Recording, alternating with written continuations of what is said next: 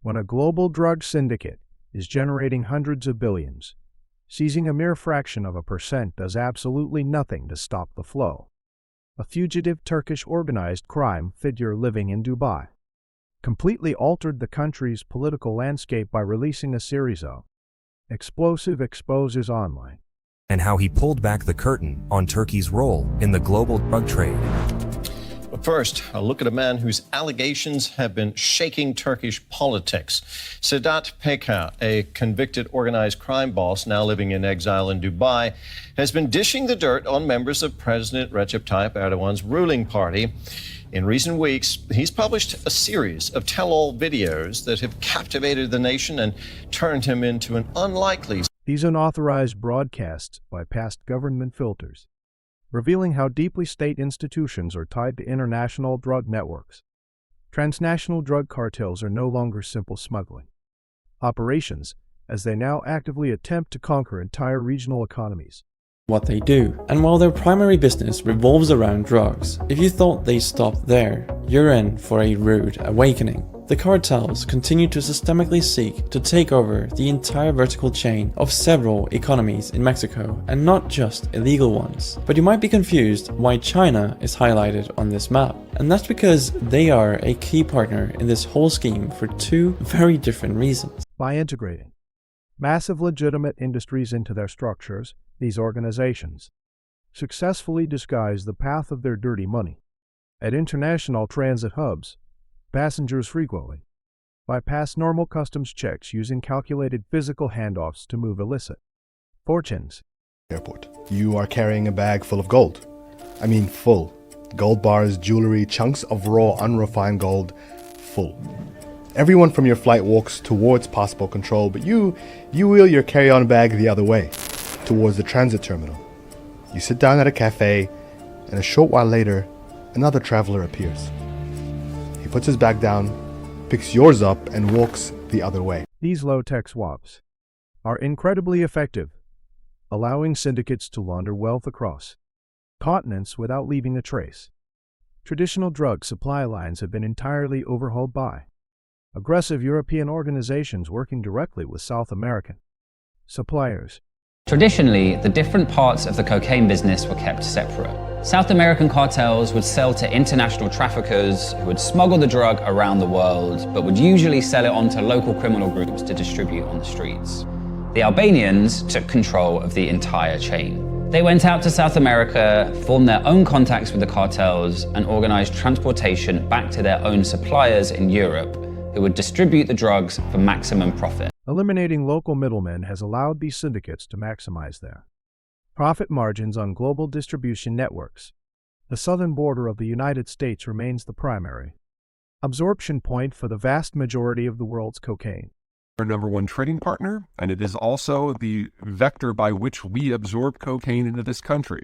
So we have set up a situation where all of our interests align and are being dealt with in a very, very bad manner. Not just by this administration, but by the previous one, and the one before that, and the one before that, and the one before that. Because current enforcement strategies have failed to stop the influx, cartels continue to extract billions from the American market. The foundation of any smuggling cartel is built on young local lookouts who monitor military and police movements on the ground. When he started,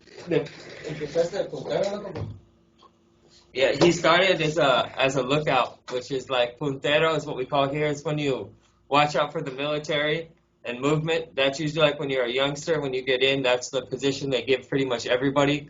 And once you earn their trust over a while, other positions can open up, like selling dope for them, or maybe if you're talented at other things with guns, a sicario. I guess it really depends on. Earning the trust of senior members allows these entry-level recruits to quickly rise through the ranks into highly paid positions. Just days before a major political transition, a massive cash withdrawal of nearly $10 million occurred in Cairo. Donald Trump will be sworn in as President of the United States. thousands of miles away in Cairo, Egypt. At this bank, 11 kilometers from the international airport, a bank manager receives a handwritten note from someone who holds an account at the bank. The note asks him to, quote, kindly withdraw a sum of $9,998,000 US. This was unusual. But, according to bank records, unexplained, large-scale bank transactions are often the primary indicators of illicit foreign state funding. Global asset forfeitures barely scratch the surface of the hundreds of billions of dollars generated by illicit drug syndicates. Drugs on crime and other very credible sources, $400 billion a year. And on the very best year, the Department of Justice, in its asset forfeitures, cannot claim to seize more than $1 billion. That's 1/4 of 1% of the money generated by these criminal organizations. When a global drug syndicate is generating hundreds of billions, seizing a mere fraction of a percent does absolutely nothing to stop the flow. Following the fall of classical kingpins like Pablo Escobar, newer, more business-focused distribution syndicates took over the global cocaine trade. Because the Cali cartel at the peak, they took over from Escobar and they were moving tens of billions in cocaine worldwide. It did become the biggest distribution cartel in the world. And many of you are familiar with the 4 heads of the Cali cartel.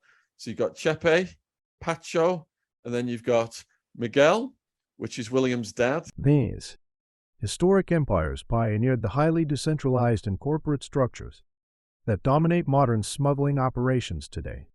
The brutal reality of cartel violence occasionally sparks desperate, private campaigns for vengeance from the families of victims. She looks old enough to be their mom, but she's not their mom. And the 3 of them, they look like they're in their own little world inside of this diner. Each of them have a plate of food in front of them, and each of them have a completely different energy from each other. They don't look like they're in the same conversation. The woman Miriam is sitting there with her back straight, staring at these guys sitting in front of her, almost like she's in a very tense meeting. The guy directly sitting in front of her is focused on when local authorities are. Relentless street battles and nightly violence have turned local regions into active war zones as syndicates clash for dominance.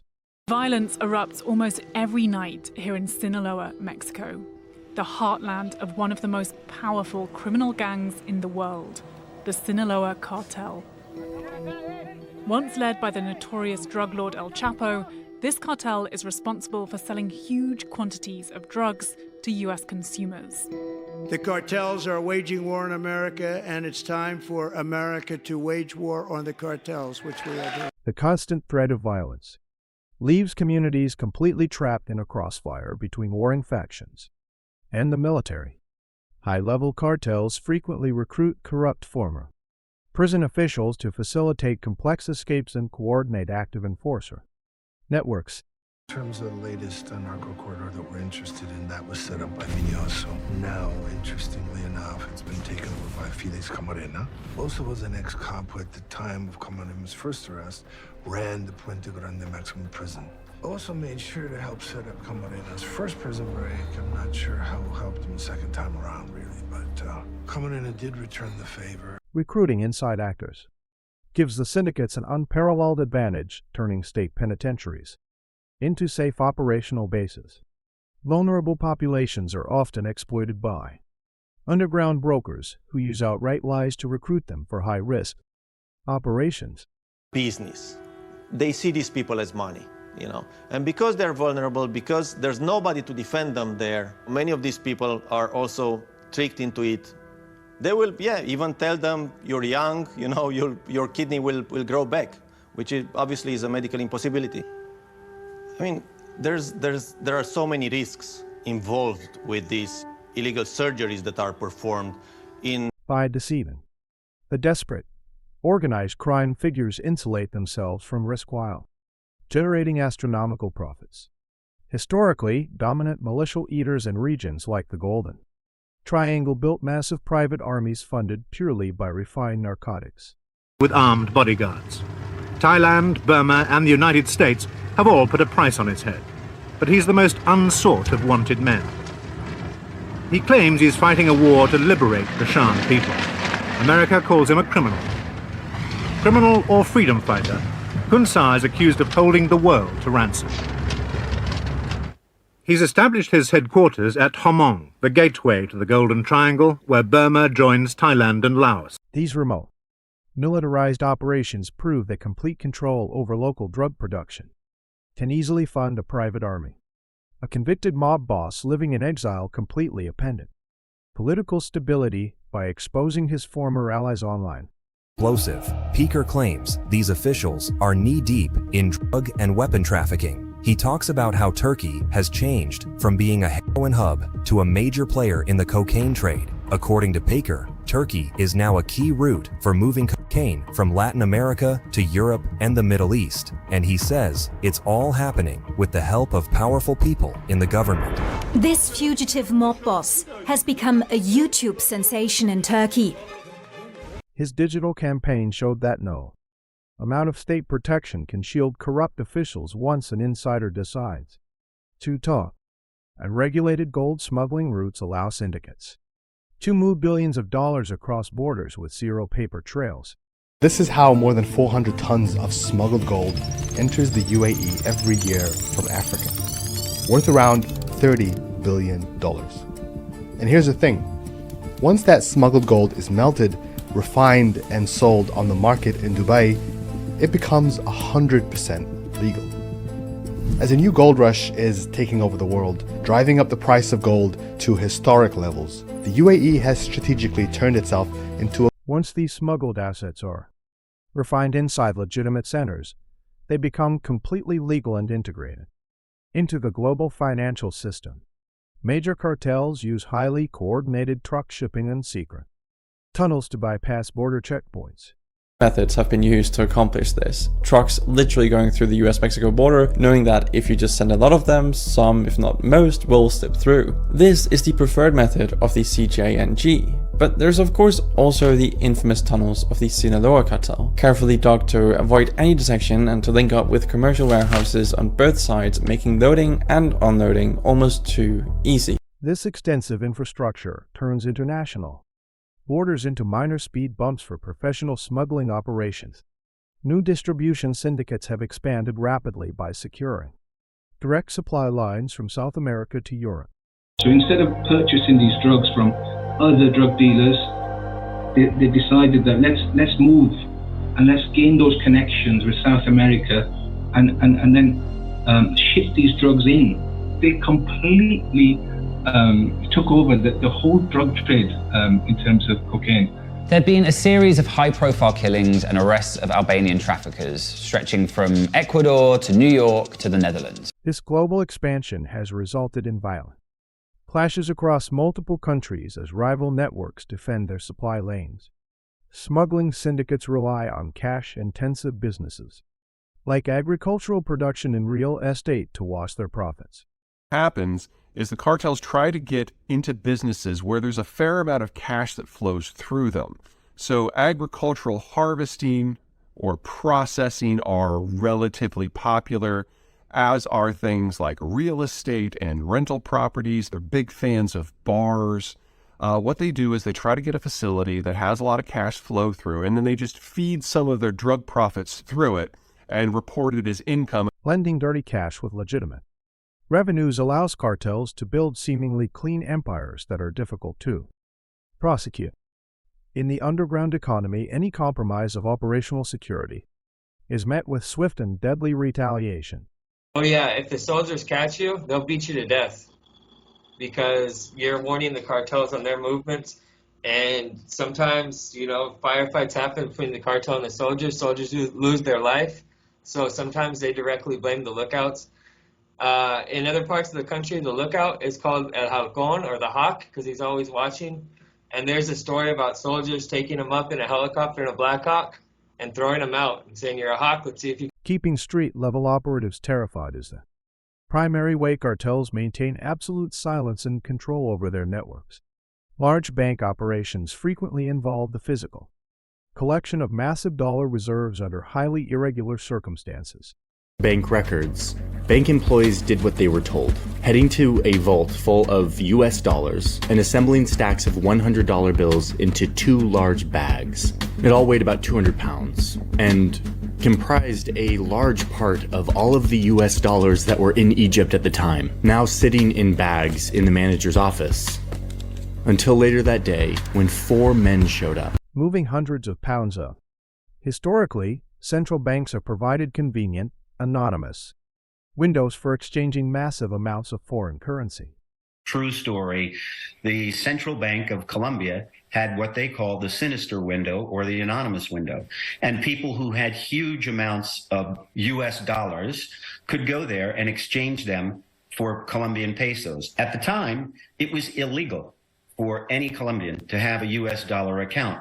So periodically, when the central bank in Colombia would get 100 million, 200 million, they would put it on pallets, shrink wrap it, and send it to the Federal Reserve.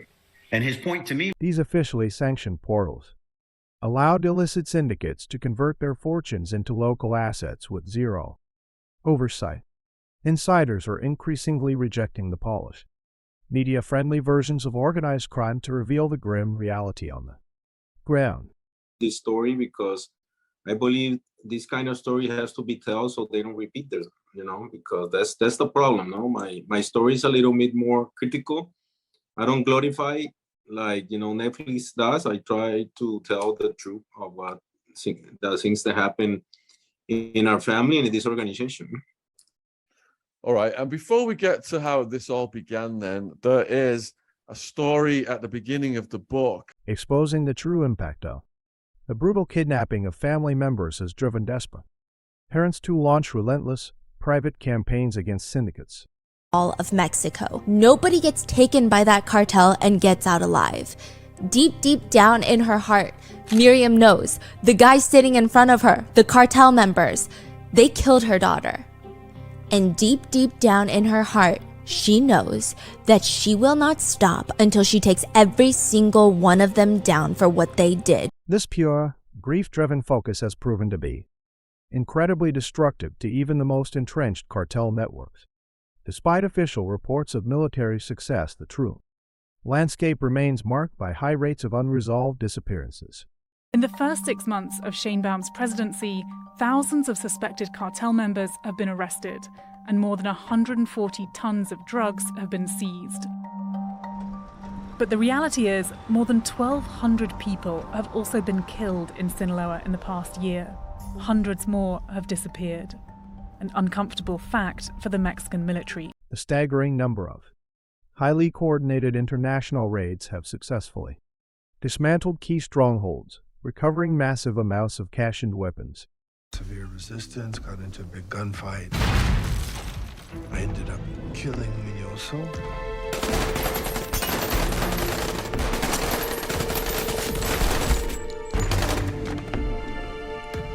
These massive seizures.